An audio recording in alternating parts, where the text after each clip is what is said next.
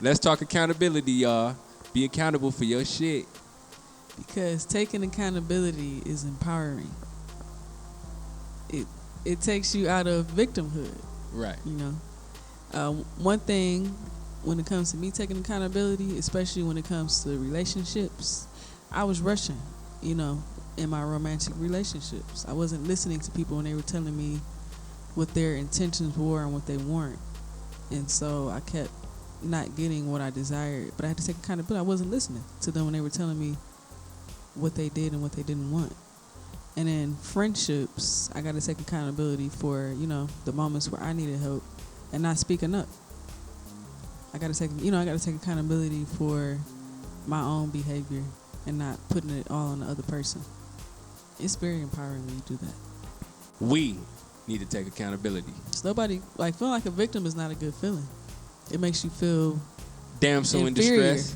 Damsel it makes you feel inferior. I'm not saying like every situation. Of course, when it comes to like sexual assault, that's a whole different world. But you know what you were talking about. That was a force of community. nature happening outside of you. That was an action that somebody else put upon you.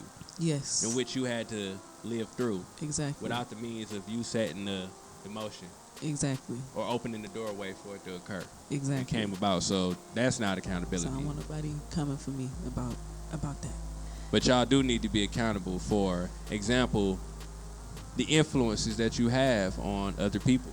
Yeah.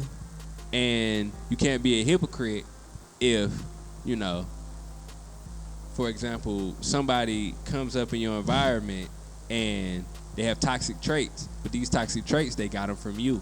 They learned them from you. Sound like you might be talking about, you know, guardians and people who are watching over the children, aka, you know, us now as adults. So yeah, you got the big homies. Okay, we could talk big homies in the hood, for example. Yeah, they be talking about how wild the little young niggas is, the little but young. Not out here helping the kids. Right. You talk about how the young dogs running around doing this, doing that. Or they ain't got no respect. But who's teaching them about who teaching them? What did y'all leave I'm in the school as an example? Kids. What did y'all set? Exactly. Was it guidelines given? Was it opportunity given? Or y'all just, because it's the bare minimum is giving words. The bare minimum is talking nowadays. Exactly. You feel me?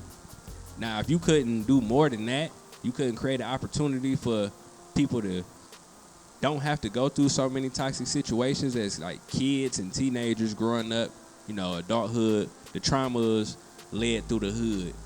What are those before them doing to set up that standard to the point that we can be better and those the generation after us can be better? Exactly. You can't put so much pressure on them if you have not set that standard. Exactly. Or been somebody that they can look to show them like a different way of living. Influence, rather you, like I say, a big homie figure, that's a good father for figure. Because we got a lot of, you know, the fathers, it ain't a lot of father figures. It's a lot of donors. Yeah. It's a lot of, you know, baby daddies. It's a lot of baby mamas. It's a lot of these positions, these titles, but not enough for people that's really living in those ways of being able to influence better so we can grow as people. We just continue to go through cycles and deal with generational curses and stuff like that because those before ain't do what they need to do for those coming. Exactly. Because I come from a generation, I'm a 90s baby, so same here. My generation, we changing certain things. We still dealing with a lot of shit that we haven't been able to fix. Yeah. But it is a lot that we are doing now. Like my parents and a lot of people from their generation, most of them didn't even graduate high school. They was having kids in high school. They was dropping out, things of that nature. You know, the crack epidemic and all that type of stuff. You know, being a teenager in the 80s, that's different. I wouldn't know nothing about that, but I do like know the 80s music, but But I do know the end result of coming from that. Yeah. Because I am that end result. Yeah. In our generation, we came up. You know, it's a lot more people now. They graduating from college, doing this and that. That's growth. Thriving. Yeah. That's growth. That is growth. But as far as the newer generations coming now, you got, like, when I grew up, we had a lot of gangbangers and stuff like that. A lot of people, they threw the hands, they scrap. Yeah. We fight, we knuckle up, It was a lot of games. Beat your ass, and you might respect the person later on. For real, you might be cool with them after. Yeah.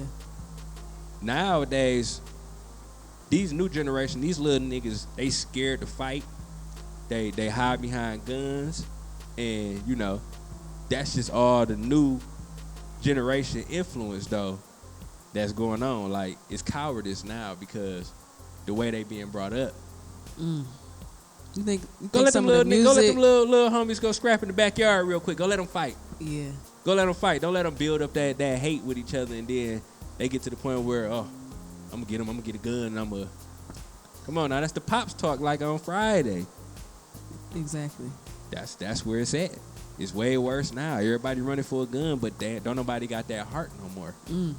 You lost that heart through the influence and through what you learned from those that came above you. If you didn't have a man, a father figure, an adult, a big homie, somebody who really had a stern back and a personality to hold some grind and grit to teach your ass some shit. We don't got that no more. Yeah, man. I feel like having a father is like a real father. I feel like it does make a difference. It do. Not to say Definitely. if you didn't have a father, I don't want people coming for me saying, well, you know, I did. But I feel like 'cause I had like a real father, rest in peace, Daddy, to the point to where when he transitioned, I felt like a sense of fulfillment because I feel like I really experienced like having a father figure. And I feel like it definitely has made a difference, like as far as like me and all my siblings. I feel like I am tapped in with my masculine side, and I'm not ashamed of that. As far as like thinking, being independent, being a leader, handling business and money, things of that nature. I feel like he really instilled that in me, and I appreciate that. And I like to share that with the youth because I work with youth, and yeah, I feel like it does make a difference. And that's a Or good just thing. having somebody like you said that's like a father figure. That's a good You thing know. to be able to stand on your own when there is no man around. Like you say, he taught you how to be a provider. Yeah. My mother, provider, you know. She didn't always have a man around. When she didn't, she had to do things her own. Yeah. So I get the masculine side of it. Yeah. The survival instincts. Yeah. Especially when you're Survival. raising kids and you ain't got no man in the house. Survival. Yeah. It's just, you know, it's levels to it. It is levels to it, cause I don't want to be princess. I don't want to be Diana, Wonder Woman, cause that does kind of come with it a little bit. But we here to grow and to learn, so that's something that's you can easily learn how to shake up off of you. You gotta hit that switch. Yeah, It's you a gotta switch. know when to turn it on. When You to gotta turn it be. off. You gotta be able to hit that switch. You know. Yeah. Men love a feminine woman and women love a masculine man. But you know, it's a I war do like on a man that's in masculinity tune right with his now. feminine energy, though. I Right. do. I like a man that's in tune with his feelings. Yeah, and it's how more he than just feel feelings. and being expressive. Right. And being tapped in with the spiritual side of the world, you know. Because we all got masculine and feminine energy. You gotta Yeah, remember, feminine I like- energy is also creative energy, Exactly. and we all have it. I like that. We all have it. It's just it's about not being overly consumed and moving in one. Yeah. You know. Because times is different, you know. Times is different. It'd be nice if we could live somewhere where we didn't have to work in order to survive. But some places you don't have to have a job. That'd be to beautiful. survive. It'd be amazing. But here in the Americas, you know, we gotta do that. So I feel like you said, it's important to have both. It's important to have both, and there's nothing wrong with that. I mean, it's nothing wrong with that because people like different things. But it does make it a little bit better if you're a woman and you are in tune with, you know. And I say to avoid all the trouble, only deal with what some you of those, feel like. you know, feminine suits that. qualities. You know, but I don't really like some of the things that talk about like how to get a man and kind of using manipulation tactics. Right. I don't really like that. You know, that's not really my thing. There you know, go. it's not really my thing. Playing mind games. No, I don't we don't like do the that. manipulation. You know, that's when I feel like my witchcraft, playing with masculine people's side minds. comes in, you know, because I'm kind of direct about Right. what I want. So I feel like that's not really me.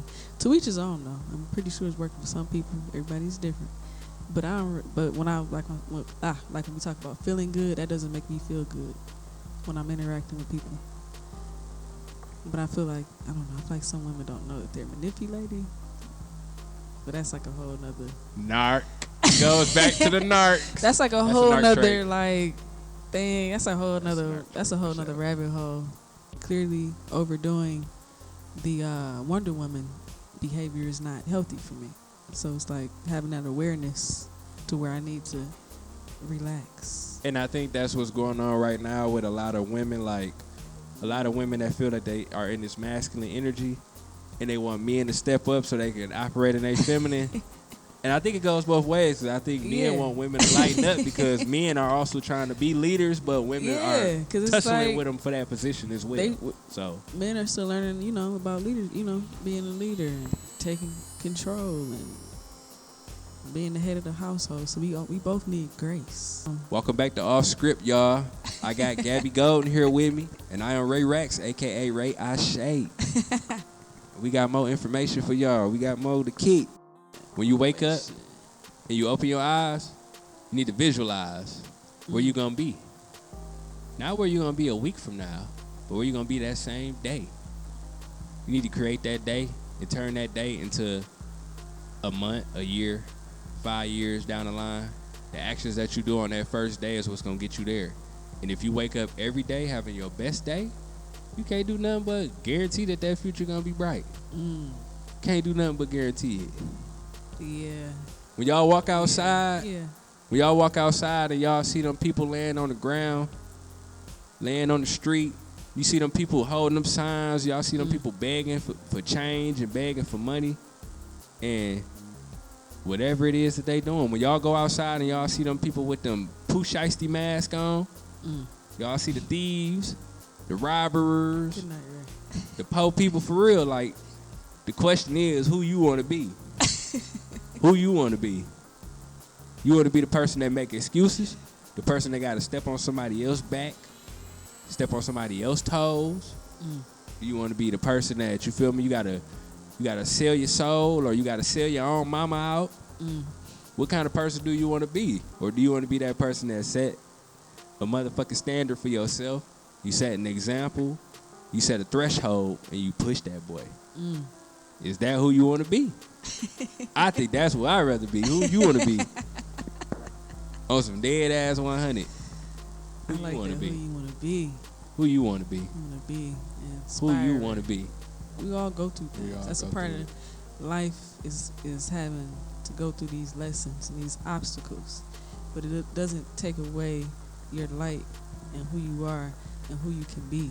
And so don't count yourself out, and don't be so hard on yourself. And I'm speaking to myself right now too, because I feel like we're more magical and powerful than what we know. And it's important to keep that in mind. Like, you may not feel like it, but you don't know, like, when you step out into the world, like, whose day you'll just make better. Like, even working at my job with the kids, they just give me hugs. Miss Jackson, like, like, to them, they're looking at me like, wow, this lady is just like amazing. She full of so much energy, and it's like, you never know how other people are looking at you. So just keep that in mind.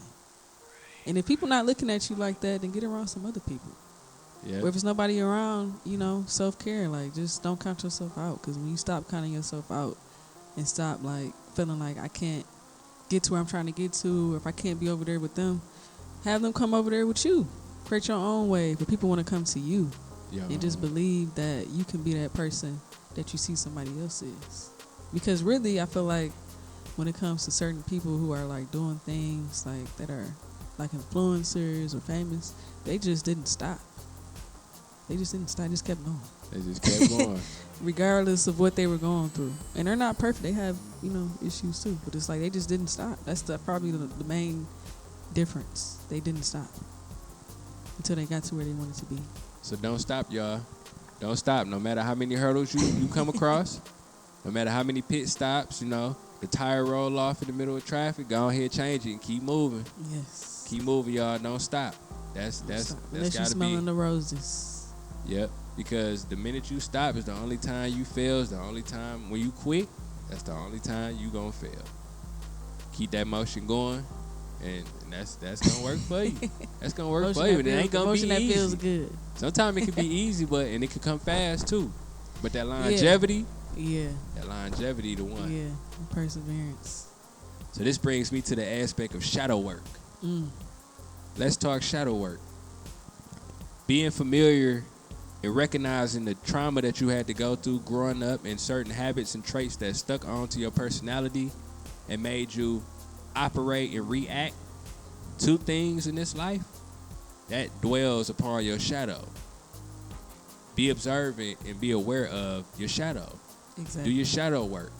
The dark aspects of you, or the aspects of you that you have suppressed or you have concealed or you have forgotten about, or it's just been in your subconscious to the point that you're not even aware, that's what you have to work on. Shadow work is highly important to grow your spirit and to become a better person that can maintain, manage, and handle things right now where you are. You must go back. Now, we're not saying go back and do the things you were doing, or open up and accept those who were on other things back then and bring out old energy. We saying look back and reflect and figure out how you can grow from what you've been through. Understand what you've been through is not who you are. How you came out of what you went through and the tools that you got from it, which alone came wisdom, is what you're going to use. Shadow work. Snap. Shadow work. Make that shadow work. Don't be afraid of the dark. And now that brings me to the false light. Now you operating in your shadow. You are in tune with your shadow. You are doing your shadow work. Do not be deceived by the false light. The false light can be anything you want in life being thrown to you. You can get everything you want in life. The thing is, how did you obtain it? What led you to it? The false light, do not be deceived by it. For the false light can be someone influential. Someone who's good with their words, gift of gab. Like a Not car this Gabby, salesman. but yeah. Like a car salesman gonna sell you a car. He's so good at what he do. He's so good at scamming you. Yeah, it's not even about. Don't get scammed by the false light. Don't get scammed by being so in a rush to obtain something that you can't see the flaws right in front of you.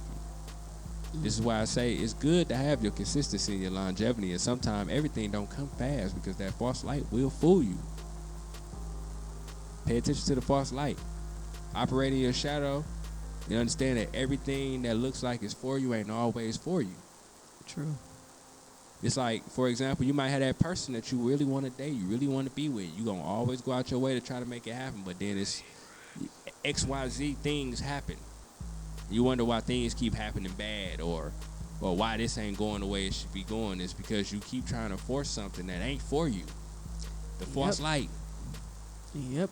Rejection is protection. I do believe that. I see that quote a lot, and I definitely believe all them times I was rejected, it was for a reason, and I'm happy that I was rejected because it wasn't for me. There you go. It wasn't for you. It wasn't going to make me feel good down the line.